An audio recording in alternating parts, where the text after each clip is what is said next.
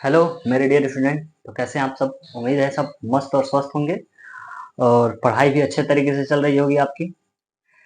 अब ये मान लें कि आपका एग्जाम जो है बिल्कुल अब उल्टी गिनती तो शुरू हो ही गई है और सारा चैप्टर लगभग अब धीरे धीरे कंप्लीट हो ही रहा है। हम लोग आधे से अधिक यानी कि 8 नंबर लेसन अब पढ़ भी रहे हैं हम लोग।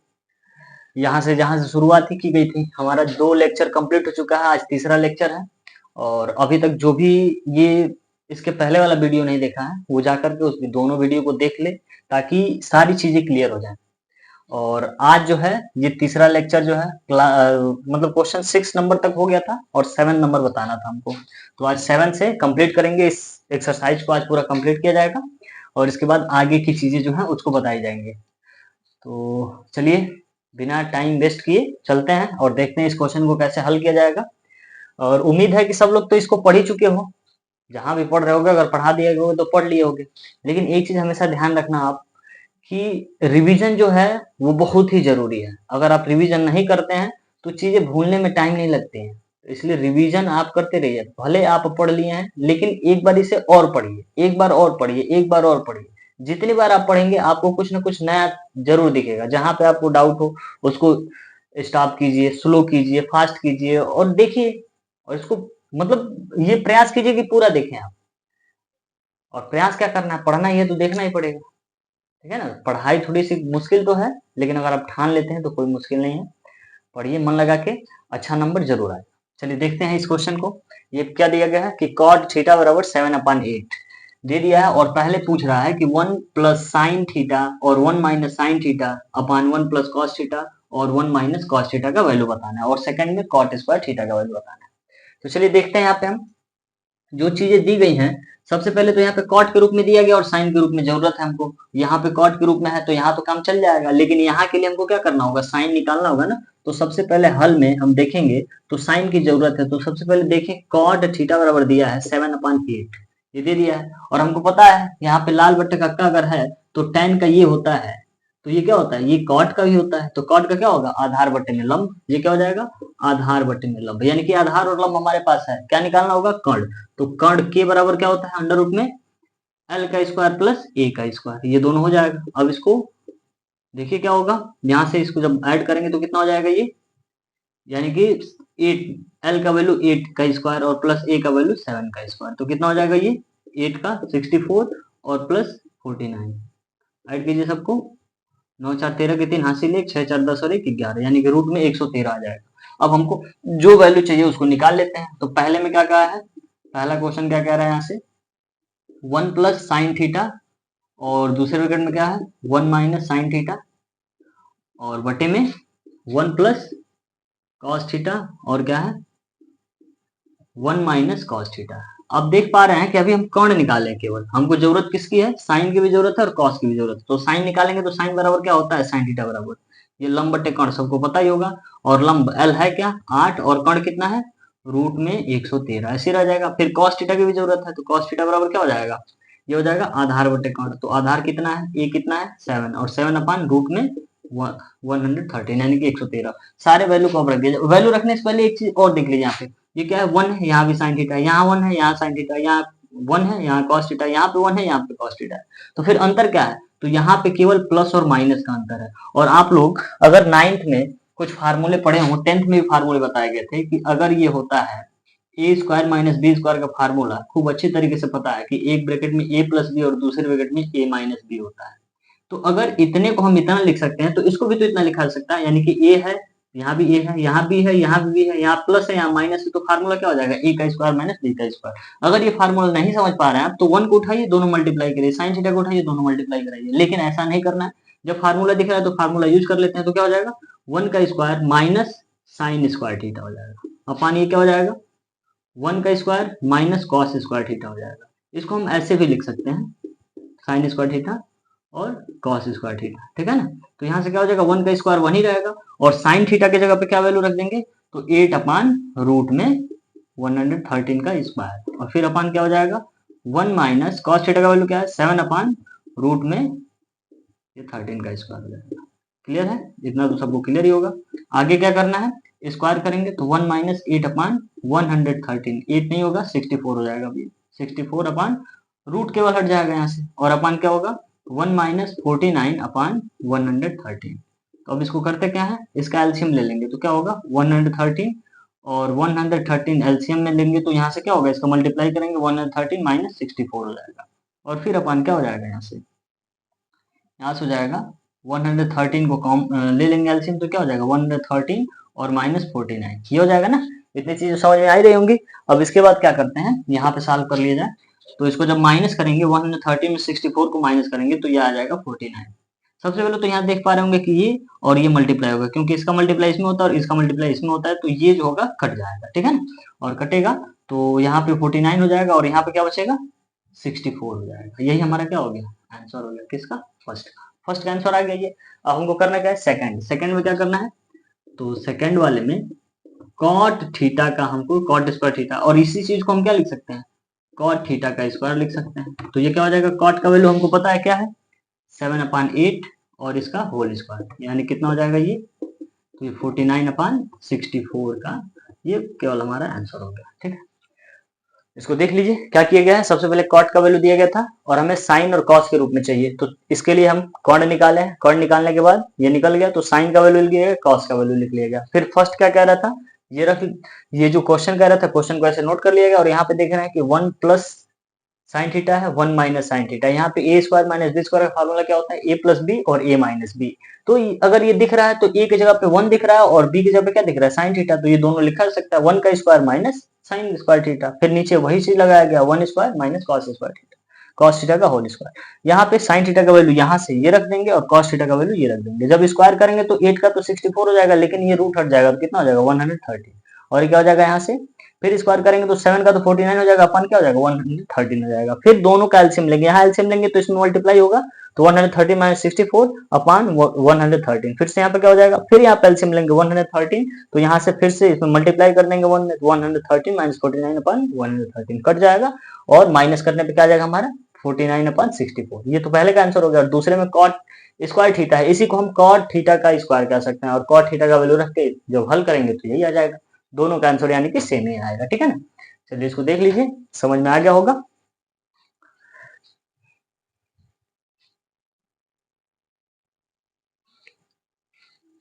चलिए अब देखते हैं अगला क्वेश्चन अपना 8 नंबर, उम्मीद है 7 नंबर समझ में आ गया होगा, नहीं तो फिर से एक बार देखिए यहाँ पे क्या है, देखते हैं ये क्या दिया गया है। सबसे पहले ये भी कॉट के रूप में दिया है और tan का वैल्यू पूछा है, तो अब एक यहाँ पे सबसे पहले अब देखा जाए तो निकालेंगे वैल्यू, कैसे निकलेगा ये, तो यहाँ पे ये 3 इसका हल देखेंगे तो 3 कॉट ए बराबर, अगर ये 4 दे दिया है तो हम क्या करें यहाँ से कॉट ए बराबर हम ये भी तो लिख सकते हैं 4/3।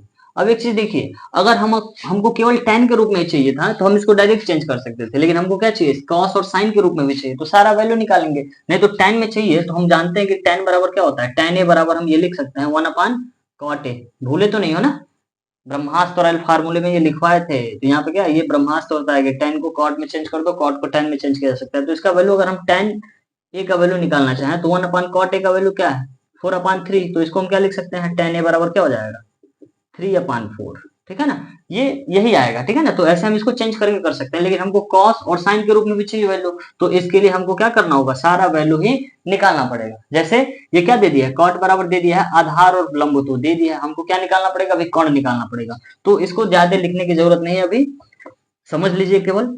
अब ये क्या हो जाएगा कोण निकालने के लिए, तो कोण बराबर हमको पता है कि फार्मूला क्या होता है l का स्क्वायर प्लस a का स्क्वायर, तो l की जगह पे क्या होगा वैल्यू 3 का स्क्वायर और प्लस a का स्क्वायर, यानी कि क्या हो जाता है a/l, तो a का वैल्यू 4 का स्क्वायर, ठीक है ना। दोनों को हल करते हैं 3 का वर्ग 9 और प्लस 16 ये 4 है, ठीक है ना। तो अब दोनों को ऐड करेंगे कितना हो जाएगा 25 हो जाएगा, तो k का वैल्यू कितना आ गया, k का वैल्यू जब इसका वर्गमूल निकालेंगे तो ये 5 हो जाएगा। तो k जब आ गया तो अब किसका वैल्यू निकालना है हमको, साइन के रूप में चाहिए, कॉस के रूप में चाहिए और tan के रूप में चाहिए, तो साइन ए लिख लेते हैं। तो साइन ए बराबर क्या होता है लंब बटे में कोण, देखिए यहाँ पे लंब और कोण जो आएगा एक ही कोण के लिए होगा, क्योंकि कोण हमेशा एक ही है, बदल नहीं रहा है कोण, ठीक है ना। तो ये लंब क्या होगा, यहाँ पे लंब हमको पता है 3 और कोण क्या है 5, ये हो जाएगा। फिर इसमें cos थीटा भी चाहिए, तो cos ए बराबर क्या होता है आधार बटे में कोण होता है, तो आधार बटे में कोण, आधार का वैल्यू क्या है हमारे पास, आधार जो है ये क्या है 4 है, और अपान क्या है 4 अपान लंब क्या है आधार और कर्ण, कर्ण चाहिए ना तो कर्ण 5 हो जाएगा। इसी तरह से अब हम किसका वैल्यू लिख लें, अगर हम यहाँ पे tan का वैल्यू लिखते हैं तो tan a बराबर क्या होता है, लंब बटे में आधार, और लंब बटे आधार तो ठीक इसी का उल्टा कर देंगे, यानी कि कितना हो जाएगा 3/4 हो जाएगा। ये तो आगे समझ में, इतनी बातें समझ में आ गई होंगी। अब देखते हैं जो हमारा ये क्वेश्चन दिया गया है, तो इसमें LHS को RHS को अलग अलग दिखाएंगे, अगर वैल्यू सेम आ जाता है तो कह देंगे कि हाँ ये बराबर है, ठीक है ना। तो LHS ले लेते हैं। LHS का मतलब होता है लेफ्ट हैंड साइड, यानी कि इस क्वेश्चन में लेफ्ट हैंड साइड ये है और राइट हैंड साइड ये है, दाहिने तरफ और बाएं तरफ। तो क्या हो जाएगा 1 minus tan square a upon 1 plus tan square a। और अभी हम थोड़ी देर पहले ये बताए थे, जब ये कॉट स्क्वायर ए लिखा हुआ था तो हम इसको बताएं कि कॉट ए का स्क्वायर लिखा जा सकता है। तो यहाँ पे भी हम लिख सकते हैं tan ए का स्क्वायर, तो tan का जो वैल्यू आया वो डायरेक्ट रख लो यहाँ पे, तो 3/4 और इसका क्या हो जाएगा स्क्वायर हो जाएगा, यहाँ पे माइनस है ये 1 है, ठीक है ना। अब ये क्या हो जाएगा अपन फिर से 1 प्लस ये क्या हो जाएगा 3/4 का होल स्क्वायर हो जाएगा। अब सॉल्व किया जाता है इसको, तो ये क्या होगा 1 माइनस 9/16 और फिर अपन क्या होगा 1 प्लस 9/16 हो जाएगा। क्लियर है। अब दोनों का एलसीएम लेके हल कर लिया जाए, तो इस ऊपर एलसीएम लेंगे तो कितना होगा 16 और 16 माइनस 9। अभी पीछे हल किए हैं, सबसे जरूरी चीज कैलकुलेशन ही है। अगर आपको कैलकुलेशन नहीं आता है तो आप समझ लीजिए कि आप कहीं ना कहीं ये धोखा खा रहे हैं। 16 में से 9 जाएगा तो कितना बचेगा 7 हो जाएगा, और ये क्या हो जाएगा 16 9 25 हो जाएगा, यानी कि कितना हो जाएगा LHS हमारा आ गया 7/25। अब RHS को भी देख लीजिए, RHS इसके बराबर आता है कि नहीं आता है। तो RHS ये क्या है भाई, तो ये है cos स्क्वायर a और माइनस साइन स्क्वायर ए। तो इसको भी ऐसे लिखा जा सकता है कि cos के वैल्यू का स्क्वायर और साइन के वैल्यू का स्क्वायर। तो cos का वैल्यू क्या आया है, यहाँ पे आया है 4/5। कैसे निकालें इसमें देख लीजिए, 4 क्या हो जाएगा 5, और इसका क्या होगा स्क्वायर, माइनस साइन ए का वैल्यू क्या है, साइन ए का वैल्यू 3/5, 3/5 का क्या हो जाएगा स्क्वायर।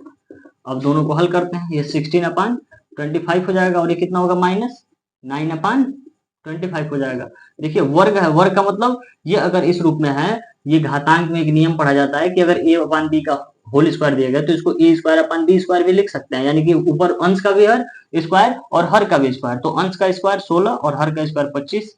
अब इसको हल कर लेंगे तो दोनों का एलसीएम ही 25 है, तो कितना हो जाएगा 16 माइनस 9, यानी कितना हो जाएगा 7/25। तो देखिए तो LHS कितना आया था 7/25, RHS भी कितना आ गया। तो हाँ ये सत्य है, यानी कि LHS बराबर RHS है, हो गया ना। तो ये सत्य है, ठीक है क्लियर। सारी बातें तो पीछे की जैसे ही है, जैसे पीछे सब निकाला गया था सेम वैसे निकाला गया है। तो इस पे आप ज्यादा से ज्यादा प्रैक्टिस कीजिए, ये समझ में आ जाएगा तो आगे की सारी चीजें आसान हो जाएगी, क्योंकि कैलकुलेशन ही है, सब में कैलकुलेशन है, वैल्यू पुट करना है कैलकुलेट करना है, वैल्यू पुट करना है कैलकुलेट करना है। तो आप इसको ज्यादा से ज्यादा समझिए, ठीक है ना। अगले क्वेश्चन की तरफ चलते हैं, इसको नोट कर लीजिए।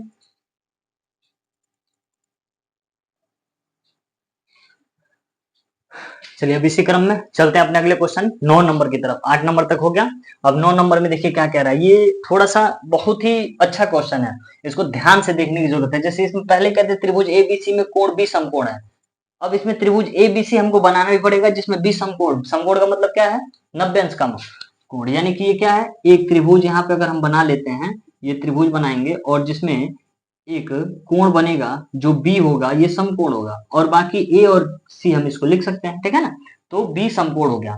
अब इसमें tan ए का वैल्यू दे दिया, किसका वैल्यू दे दिया tan ए का, यानी कि पहले कोण किस पे लिया जा रहा है ए पे लिया जा रहा है, इसके लिए वैल्यू दिया हुआ है। और इसमें देखिए किसका किसका यूज है, तो यूज किसका है साइन ए का कॉस सी का, कॉस ए का साइन सी का, cos A sine cos C, sign A sign सी, यानी कि इसमें कॉस और साइन का एक बार ए के लिए यूज है और एक बार सी के लिए यूज है। तो इसमें बहुत ही देखना होगा कि हमें अब कोण जब बदलेगा तो क्या बदल जाती है, याद है मन में सोचिए क्या बदल जाते हैं, तो भुजाएं इनकी बदल जाती है, ठीक है ना।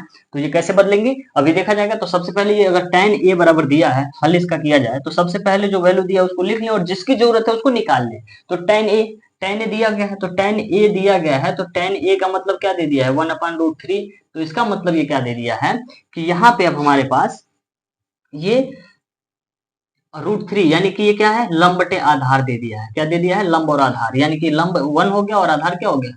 और फिर कर्ण निकालेंगे, ये तो बहुत बार निकाल चुके हैं आप लोग। तो क्या हो जाता है लंब का स्क्वायर प्लस आधार का स्क्वायर, तो ये क्या हो जाएगा रूट में एल के जगह पे 1 का स्क्वायर प्लस आधार यानी कि रूट में 3 का स्क्वायर हो जाएगा, ठीक है ना। और ये क्या हो जाएगा 1 का स्क्वायर 1 प्लस 3, यानी कितना हो जाएगा रूट में 4 हो जाएगा। और इसी को हल करेंगे तो कितना आ जाएगा के का वैल्यू भी आ गया 2। अब हमको जो जो चाहिए वो निकाल लेते हैं। तो यहाँ पे हमारे पास ये हो गया यहाँ पे देख रहे हैं तो ये आधार है, तो ए के लिए आधार ये होगा √3 और ए के लिए लंब कौन सा होगा, ये होगा, इसके सामने है तो लंब होगा, और कर्ण हम निकाल लिए हैं 2। तो अब जिसकी जिसकी जरूरत है उसको पहले लिख लिया जाए। तो किसकी किसकी जरूरत है, तो सबसे पहले साइन ए की जरूरत है। किसकी जरूरत है, साइन ए की जरूरत है। तो साइन ए बराबर क्या होगा, तो लंब बटे में कोण होगा। तो अब ए के लिए लंब कौन सा होगा, कोण ए की बात की जा रही है तो इसके सामने वाला लंब होगा, यानी कि हम कह सकते हैं बीसी जो होगा, बीसी बटे में कोण क्या होगा, एसी। तो बीसी का वैल्यू कितना है, 1/2 हो जाएगा। ठीक इसी क्रम में अब हम साइन सी भी यहीं लिख लेते हैं। तो साइन सी का वैल्यू क्या होगा, साइन सी के लिए क्या हो जाएगा, तो हमारा ये जो होगा कोण, अब इसको ले लेंगे, और जब कोण ये लेंगे तो यहाँ पे क्या हो जाएगा, ये तो लंब बटे कोण ही होता है, लेकिन अब सी के लिए लंब बदल जाएगा। सी है तो सी के सामने वाला लंब हो जाएगा ना, तो ये क्या हो जाएगा, ए बी बटे में ए सी। कोण तो हमेशा यही रहेगा, तो इसका वैल्यू क्या आ जाएगा, ए बी का वैल्यू √3 है अपॉन 2 आ जाएगा। क्लियर हुआ, इतना इतना बात समझ में आया कि नहीं आया, ठीक है ना। अब इसके बाद किसकी जरूरत है, अब cos c की भी जरूरत है और cos a की भी जरूरत है, तो इन दोनों को भी निकाल लिया जाए। cos a का वैल्यू क्या होगा, cos a का वैल्यू निकाला जाएगा तो क्या होगा, आधार बटे कोण हो जाता है। तो a के लिए आधार क्या होगा, ये a रहा तो आधार a भी होगा, और कोण क्या होगा, तो कोण हमेशा यही रहेगा, कोण कभी बदलता नहीं है, 90 इसके सामने है तो हो जाएगा। और ab का वैल्यू कितना है, √3 अपॉन ac का वैल्यू कितना है 2, यानी कि cos a का भी वैल्यू आ गया। अब किसका निकालेंगे, cos c का। तो cos c क्या होगा, ये भी आधार बटे कोण होगा, लेकिन फिर बदलेगा क्या, तो a और c तो बदले हुए दिख रहा है ना, तो जैसे ही c आएगा तो इसके लिए लंब हो गया, ये आधार हो गया, तो आधार क्या होगा, bc हो जाएगा, और कोण तो हमेशा यही रहेगा, तो bc का वैल्यू 1/2 है। अब चलिए, जिसकी जिसकी जरूरत थी, साइन ए की जरूरत थी, साइन ए निकल गया, साइन सी की जरूरत थी, साइन सी निकल गया, और किसकी जरूरत थी, कॉस ए की जरूरत थी, कॉस सी की जरूरत थी, सब निकाल लिया गया। अब चलते हैं अपने क्वेश्चन की तरफ। तो पहला क्वेश्चन क्या है, पहले क्वेश्चन में हम करेंगे क्या, तो ये साइन ए कॉस ए और प्लस कॉस ए साइन सी, ठीक है ना। तो कॉस ए का वैल्यू क्या है, सॉरी साइन ए का वैल्यू क्या है, 1/2 रख लेते हैं, और इनटू ये क्या हो जाएगा, बीच में इनटू का चिन्ह लगाएंगे, और कॉस ए का वैल्यू, तो कॉस ए का वैल्यू यहां से देखेंगे तो √3/2 है, फिर प्लस है। अब क्या है यहाँ पे देखा जाए तो क्या दिया गया है, कॉस ए का वैल्यू, कॉस ए का वैल्यू फिर से क्या है, √3/2 है, और इनटू साइन सी का वैल्यू क्या है, तो √3/2। कुछ गड़बड़ हो रहा है, कुछ गड़बड़ हो रहा है। कॉस ए का वैल्यू क्या है, साइन ए का वैल्यू 1/2, और कॉस ए का वैल्यू क्या है, यहाँ पे ये दिख रहा है, क्वेश्चन गलत उतारेगा। देखिए यहाँ पे क्या है, कॉस सी है, हम क्या लिख दें, ए ही लिख दें, यहाँ पे कॉस सी रहेगा, तो कॉस सी रखेंगे तो कॉस सी का वैल्यू लेना होगा, तो ये क्या आएगा, 1/2 आएगा। सॉरी फॉर मिस्टेक, लेकिन कोई नहीं, देख लिया गया इसको। तो क्या हो जाएगा, नीचे का नीचे और ऊपर का ऊपर गुणा कर देते तो कितना हो जाएगा, 4 हो जाएगा, 1/4, और प्लस इसमें जब √3 का √3 में गुणा होता है तो क्या होता है, केवल रूट हट जाता है, तो 3/2 आ जाएगा, 3/4 हो जाएगा, मल्टीप्लाई करना है ना। तो ये क्या हो जाएगा, फिर से एलसीएम इसका 4 हो गया, और ये 1 + 3 यानी कितना हो जाएगा, ये 4/4, और ये कट के कितना आ जाएगा, 1 आ जाएगा। क्लियर। अब इसी तरह से, अब इसी क्रम में हम क्या करेंगे, सबका वैल्यू निकल गया है तो इसको मिटा लेते हैं, फिगर को मिटा लेते हैं, आप लोग बना के कॉपी में देख लीजिएगा। अब हम दूसरा क्वेश्चन करते हैं, सेकंड वाला क्या कह रहा है इसी का, तो ये cos a कह रहा है, और फिर cos c कह रहा है, और माइनस साइन a कह रहा है, और फिर साइन c कह रहा है, ठीक है ना। सबका वैल्यू रख लिया जाए। तो cos a का वैल्यू यहाँ से देखिए, ये क्या है, √3/2 दिया गया है, इनटू cos c का वैल्यू क्या दिया गया, 1/2 दिया गया, बहुत बढ़िया। फिर माइनस, और क्या दिया है, साइन a का वैल्यू क्या दिया है, 1/2 दिया गया, और फिर साइन c का वैल्यू क्या है, तो √3/2 है, तो √3/2 रख लिया गया। अब क्या करेंगे, मल्टीप्लाई करेंगे तो √3/4 हो जाएगा, और फिर माइनस क्या होगा, √3/4, तो ये तो कट के कितना आ गया भैया, 0 आ गया। यही है सबसे बड़ा हीरो, ठीक है ना। तो ये रहा पहले का आंसर, और ये रहा दूसरे का आंसर। इसको बहुत ही ध्यान से देखिए और समझिए। टोटल वैल्यू निकाला गया और सबका रख के और क्या किए, सॉल्व कर दिए। इसको केवल ये ध्यान देना है कि √3 का √3 में जब गुणा होता है तो 3 हो जाता है, रूट हट जाता है, 3 हो जाता है, 2 का 2 में बीच में गुणे का चिन्ह है, ये ध्यान दीजिए। मल्टीप्लाई है तो मल्टीप्लाई होगा तो ऊपर अंश का अंश में और हर का हर में कर लेते हैं, जब प्लस आ जाता है तब एलसीएम लेके किया जाता है, ठीक है ना। तो यहाँ कंफ्यूज ना होइए, इसको अच्छे से कर लीजिए, ठीक है ना। इसको समझिए। देखते हैं अब अगला क्वेश्चन 9 नंबर।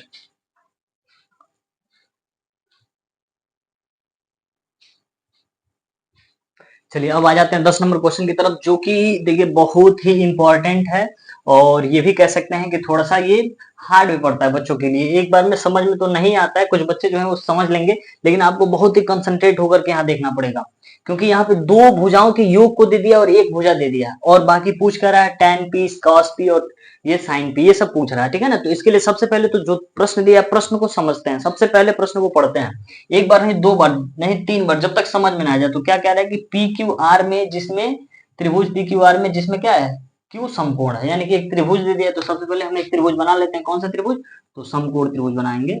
समकोण त्रिभुज बन गया ना, यहाँ बना लेते हैं, ये समकोण त्रिभुज एक बना लेंगे, और समकोण त्रिभुज में होगा क्या, तो क्यू समकोण दे दिया है, तो ये क्यू है, इसको पी ले लेते हैं, और ये क्या हो जाएगा, आर है ना, एक भुजा आर होगा, ठीक है ना। पी क्यू आर त्रिभुज हमारे पास बन गया, और क्यू जो है ये क्या है, समकोण है, और इसी पी पे कोण बन रहा है, और इसके सामने वाला हमेशा क्या हो जाएगा, ये तो कर्ण होगा ही, ठीक है ना। तो अब क्या क्या दिया है इसको देख लिया जाए। सबसे पहले क्या दिया है, तो दिया क्या है, क्योंकि हल में ये दे दिया है पी आर बराबर, P R plus Q R बराबर, ये 25 सेंटीमीटर पहले ही दे चुका है, इसको समीकरण 1 कर लेते हैं। और क्या दे दिया है, तथा ये भी दिया है ना, पी क्यू बराबर क्या दे दिया है, 5 सेंटीमीटर दे दिया है। इतना हम याद करके चलेंगे। और ये क्या है, एक त्रिभुज है, तो सबसे पहले त्रिभुज देखते हैं, त्रिभुज किसमें, पी क्यू आर में, किसमें, पी क्यू आर में। तो पी क्यू आर में होगा क्या, पाइथागोरस प्रमेय से, किसे, पाइथागोरस, पाइथागोरस के प्रमेय से, पाइथागोरस के प्रमेय से क्या होता है, ये तो सब लोग पढ़े हैं। तो कर्ण का वर्ग क्या होता है, कर्ण का वर्ग बराबर लंब का वर्ग, और फिर क्या होता है, प्लस आधार का वर्ग। इतना तो सबको पता ही होगा ना, आधार का वर्ग। अब इसमें कौन सी भुजा क्या है, इसको देख लीजिए। कर्ण क्या है, अभी बताया है, कर्ण क्या होगा, 90 अंश के सामने वाली नहीं की पी आर, ये तो कभी बदलेगा नहीं, पी आर का स्क्वायर बराबर, ये क्या होगा, लंब, तो पी के सामने वाली लंब, तो क्या हो जाएगा, इसको कह सकते हैं क्यू आर, तो क्यू आर का स्क्वायर हो जाएगा। और आधार क्या होगा, तो हमारा पी क्यू हो जाएगा, तो पी क्यू का स्क्वायर हो जाएगा। अब इसमें देखते हैं कि क्या दिया हुआ है, पी क्यू दिया हुआ है, और क्या दिया है, पी आर और क्यू आर दिया हुआ है। तो पी आर और क्यू आर तो दोनों अलग अलग दिख रहे हैं, इसको एक पास करते हैं। तो एक पास कैसे आएगा, तो इसको हम पक्षांतर करेंगे, तो पक्षांतर करेंगे तो क्या होगा, पी आर का स्क्वायर होगा, और माइनस क्यू आर का स्क्वायर हो जाएगा ये, और इक्वल टू क्या बचेगा, पी क्यू का स्क्वायर यहाँ पे बचा रहेगा। इतना तो सबको पता ही होगा। अब क्या करते हैं, तो ये हम एक फार्मूला अभी थोड़ी देर पहले बताए थे, ए स्क्वायर माइनस बी स्क्वायर बराबर होता है, एक ब्रैकेट में ए प्लस बी, और दूसरे ब्रैकेट में क्या होता है, ए माइनस बी होता है। इसमें माइनस प्लस वाले को कहीं भी लिखा जा सकता है, दोनों ब्रैकेट में से किसी को पहले किसी को बाद में। तो अब करेंगे क्या, हम यहाँ देखेंगे तो ए की जगह पे यहाँ पे क्या है, पी आर है, और बी की जगह पे क्या है, क्यू आर। तो ये क्या हो जाएगा, यहाँ पे पी आर और प्लस क्यू आर हो जाएगा, और ये क्या हो जाएगा, यहाँ पे पी आर और माइनस क्यू आर हो जाएगा, क्लियर। और ये क्या हो जाएगा, पी क्यू, पी क्यू का वैल्यू तुमको दिया हुआ है, चलिए पी क्यू का वैल्यू भी अभी साथ ही में रख लेते हैं, पी क्यू का स्क्वायर। अब देखते हैं यहाँ से समीकरण 1 से, यहाँ लिखेंगे समीकरण 1 से। देखिए एग्जाम में कुछ ऐसे लिखा जाता है ना, जैसे एग्जाम में क्या होता है कि एग्जाम ये चाहता है कि बच्चा इस तरह से लिखे कि हम उसको देखें तो हमको समझ में आ जाए। जैसे एग्जामिनर वहां पे समझे कि बिल्कुल ना समझ है, जिस हिसाब से आप लिखेंगे उसी हिसाब से वो कॉपी भी चेक करेगा। तो सबसे पहले P R plus Q R का वैल्यू कितना है, 25 हो जाएगा, और ये क्या होगा, P R minus Q R होगा, और इक्वल टू कितना हो जाएगा, ये पी क्यू का वैल्यू जो है हमारे पास कितना आ रहा है, ये 5 का स्क्वायर होगा, ठीक है ना। तो ये क्या हो जाएगा, यहाँ पे 25 ऐसे रहेगा, और ये क्या हो जाएगा, या 25 इधर गुणा में इधर जाएगा तो क्या होगा, भाग में होगा, P R minus Q R बराबर ये इसका वर्ग, यानी 2 बार गुणा 25/25, तो ये क्या होगा, कट गया।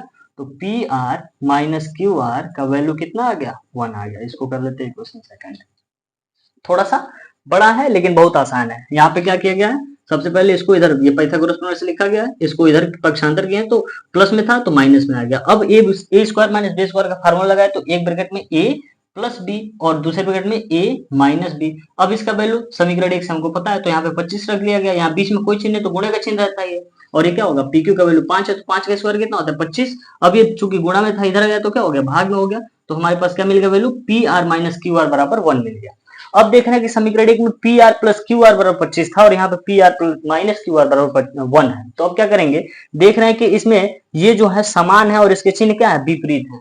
तो दो चर वाले रैखिक समीकरण में आप लोगों ने विलोपन विधि पढ़ा हुआ है, तो क्या करेंगे समीकरण, अब इसको हल करने के लिए समीकरण किससे, समीकरण 1 माइनस 2 से, यानी कि समीकरण 1 में से 2 को घटा लिया जाए, तो ये क्या हो जाएगा, P R plus Q R बराबर क्या होगा 25, और फिर यहाँ पे क्या हो जाएगा, P R minus Q R, और बराबर 1 हो जाएगा। अब इसको घटा रहे हैं, सॉरी जोड़ ही लेते हैं क्योंकि चिन्ह विपरीत है ना, तो जोड़ेंगे तो क्या हो जाएगा, कट जाएगा। तो ये घटाते टाइम चिन्ह बदल जाता है, लेकिन जोड़ते हैं तो चिन्ह नहीं बदलता। तो कितना हो जाएगा, 2pr हो जाएगा। और ये कितना हो जाएगा, ये r है, तो ये 25 और 1 26 हो जाएगा। यानी कि pr का वैल्यू हमारे पास कितना आ गया, 26/2, और 2 से 13 बार में ये कट जाएगा। तो pr का वैल्यू हमारे पास कितना आ गया, 13 आ गया। समझ में आया, यह कि नहीं है, पी आर का वैल्यू कितना आ गया, 13। तो जब पी आर का वैल्यू 13 आ गया और हमारे पास पी क्यू का वैल्यू दिया ही है, तो किसका वैल्यू निकालना है, क्यू आर का। तो फिर लिखेंगे समीकरण 1 से, किससे, समीकरण 1 से। और समीकरण 1 से होगा क्या, तो ये पी आर इसमें रख देंगे। तो रखेंगे तो क्या होगा, यहाँ पे हो जाएगा 13 और प्लस क्यू आर और बराबर क्या होगा 25। समझ में आया क्या किया है। तो यहाँ से पी आर का वैल्यू जो है समीकरण 1 में रख दिया गया। तो ये 13 हो गया, तो 13 को उधर पक्षांतर करेंगे तो क्यू आर बराबर क्या हो गया, 25 माइनस 13। तो क्यू आर बराबर कितना हो जाएगा, ये 12 हो जाएगा। इतना तो समझ में आ गया। यानी कि अब हमारे पास क्या क्या वैल्यू मिल गया, इसको ऐसे घेर लेंगे तो एग्जामिनर भी देख लेगा, चश्मे की जरूरत नहीं पड़ेगी। ये क्या हो जाएगा, क्यू आर बराबर 12 और पी आर बराबर 13, और यहाँ से क्या मिल रहा है हमको, क्यू पी क्यू बराबर 5, यानी कि सब वैल्यू मिल गया। तो यहाँ से हम वैल्यू रख लेते हैं। तो पी क्यू बराबर 5 सेंटीमीटर दिया गया था, और ये भी सेंटीमीटर में लिख लेंगे आप। पी आर का वैल्यू कितना आ गया, ये 13 सेंटीमीटर आ गया, और ये कितना आ गया, 12 सेंटीमीटर आ गया। ठीक है ना। तो अब सारा वैल्यू मिल गया, तो हमको क्या निकालना है, जो निकालना है निकाल नहीं सकते हैं। अब देखिए कितना आसान हो गया। अब साइन पी निकालना है, तो साइन पी बराबर क्या होता है, लंब बटे में कोण।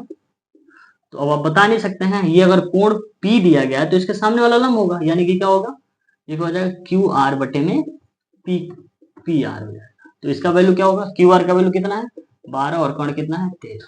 अब इसी तरह से किसका वैल्यू लिखेंगे, कॉस पी का वैल्यू लिखेंगे। तो कॉस पी बराबर क्या होगा, आधार बटे में कोण बनेगा। तो आधार क्या होगा, आधार हमारे पास पी क्यू मिलेगा, और कोण क्या मिलेगा, पी आर मिलेगा।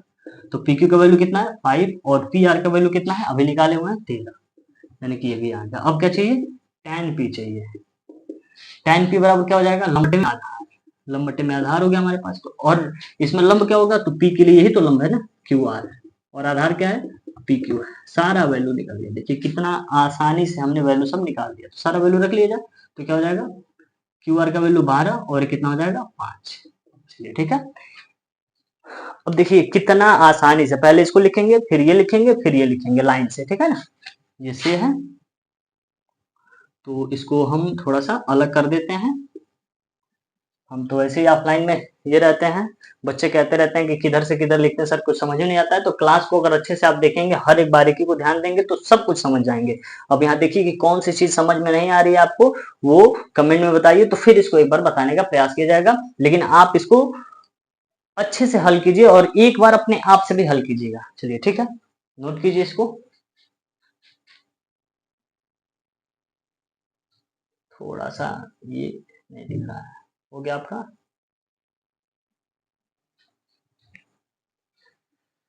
अब देखिए, अब इस एक्सरसाइज का लास्ट क्वेश्चन 11 नंबर क्वेश्चन है, और इसको बहुत ही अच्छे तरीके से देखिए क्या दिया हुआ है, सत्य और असत्य केवल बता देना है। तो सबसे पहले तो असत्य और असत्य बताना बहुत ही, समझ लीजिए अगर आप नहीं समझ रहे हैं तो बहुत ही कॉम्प्लिकेटेड होता है, लेकिन यहाँ पे सारी चीजें आपको बता दी गई है पहले ही। देखिए कैसे क्या हम करते हैं, थोड़ा सा इसका हम समरी भी देखेंगे। जैसे ये कहा है कि बताइए कि निम्नलिखित में कथन सत्य है या असत्य, कारण सहित अपने उत्तर की पुष्टि कीजिए। यानी कि इसमें हमको उत्तर देना है तो बताना भी है, कारण भी बताना है कि क्यों यह सत्य है आखिर, और सत्य है तो क्यों सत्य है। तो सबसे पहला जो दिया है, ये कह रहा है कि tan a का मान सदैव 1 से कम होता है। तो अभी इसके लिए थोड़ा सा हम पहले इसके बाद वाले एक्सरसाइज का हम यूज कर लेते हैं। जैसे कि tan का जो मान होता है, tan थीटा का जो मान होता है वो 0, 30, 45 और 60 और 90 का हम मान अभी लिखवाएंगे अगले एक्सरसाइज में। तो 0 का तो 0 हो जाता है ऐसे, और 33 का 1/√3 हो जाता है, और इसका 1 होता है, और इसका √3 होता है, और ये क्या हो जाता है, यहाँ पे इनफाइनाइट हो जाता है। ये वैल्यू हम बताएंगे अभी आगे कैसे आता है, ये भी बताया जाएगा। तो सबसे पहले हम ये देख रहे हैं, तो tan a का मान जो है सदैव 1 से कम होता है।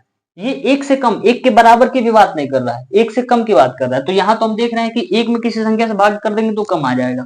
यहाँ पे √3 का वैल्यू जो होता है 1 से थोड़ा सा अधिक ही होता है, थोड़ा सा अधिक होता है। और यहाँ पे क्या है, 45 का जो मान है वो 1 के bराबर है। हम तो देख रहे हैं कि tan 45 का मान, यानी कि tan 45 अगर हम लिखते हैं तो tan 45 का जो मान आता है वो 1 के बराबर आता है।